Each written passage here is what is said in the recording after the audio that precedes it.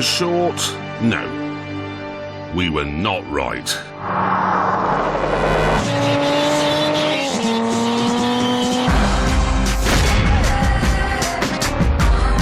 It's an X-rated, hardcore monster for the terminally unhinged.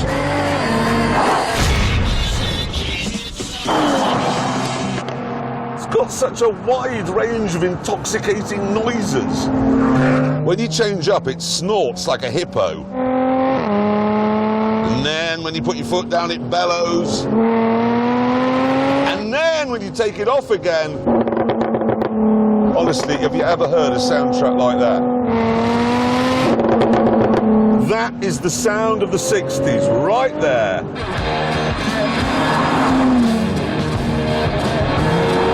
And if you push this little button here, you engage the sports exhaust system, which makes it even louder.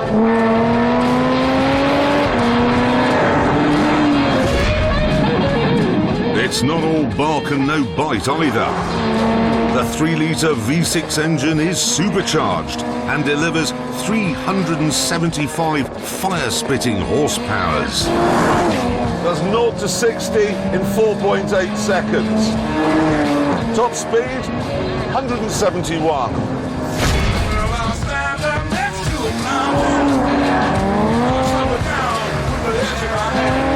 And this isn't even the fast version. If you want, Jag will sell you a 488 horsepower V8. I wouldn't bother though, because at no point while I've been driving this have I thought, yeah, but I wish it was a bit more exciting. Now, you would imagine that a car this loud and this brutal would be as luxurious as a Methodist's coal house. But no.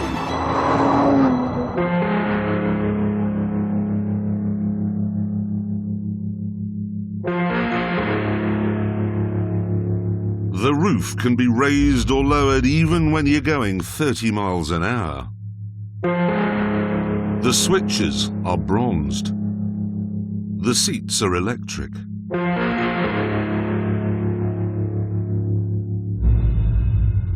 And you can choose what shade of mood lighting you'd like.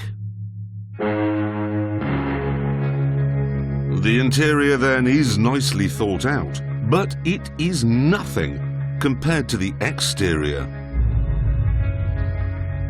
I think this is one of the best looking cars ever made. So, it's beautiful and mad and thrilling and loud, and there's more. A lot of cars these days feel like laptops, but this doesn't. Yes, you can go into the computer and alter the characteristics of the gearbox and the engine and the steering and the suspension, but that said, there's no double clutch gearbox, it's just a smooth 8-speed auto. There's no 6-way traction control, there's no complicated folding metal roof. It's much simpler than that. Engine at the front, drive to the rear, and a big smiling piece of meat in the middle.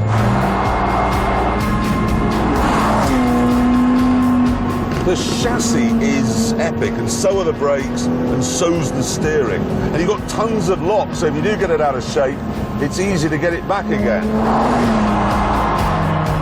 In many ways, it puts me in mind of a BMW M3, and that is high praise.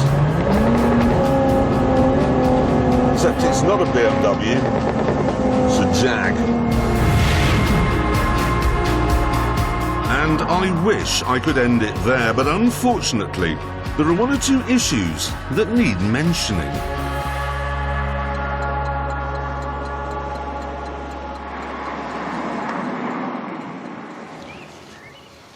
Just done my weekly shop. I bought some jam, some milk, some sugar,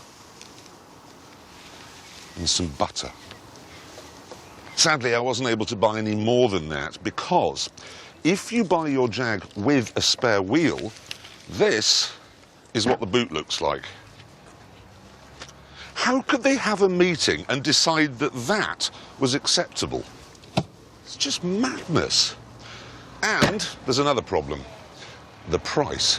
I was expecting the V6 version to cost around £50,000, but actually it's almost £68,000, and the V8 is an eye-watering £80,000. But the biggest problem, by a country mile, is the ride.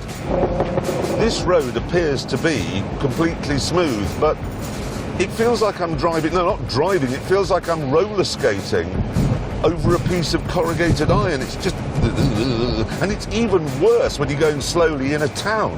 That's just unbearably harsh, and there's no need for it. When you've got a chassis this good, you don't need hard suspension. What were they thinking of?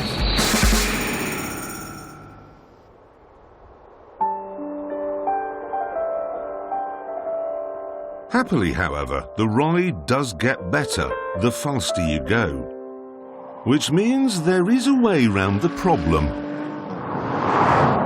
Don't drive slowly. Drive fast.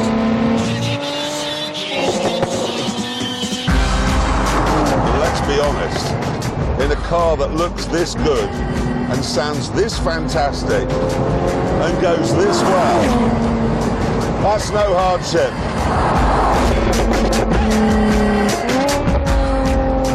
That is no hardship at all.